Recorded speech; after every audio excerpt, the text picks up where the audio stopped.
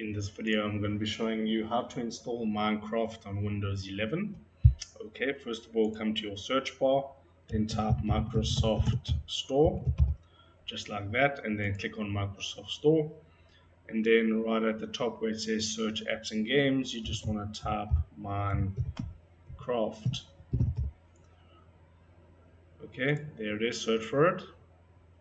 And yeah, as you can see, this is my currency. It's around $25 this game, so you will have to actually pay for it. Alternatively, you can use it on an Xbox Games Pass, but once you click on it, this is Minecraft Java and Bedrock Edition for PC. So you have the option to play on Java and Bedrock.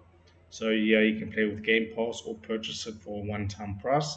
So once you've done that, you can go back, and then you want to go ahead and download this Microsoft Launcher, and then you can launch the game once you've fully installed it. Okay, and that's it. So if this video helped you out, drop a like on it and subscribe to this channel.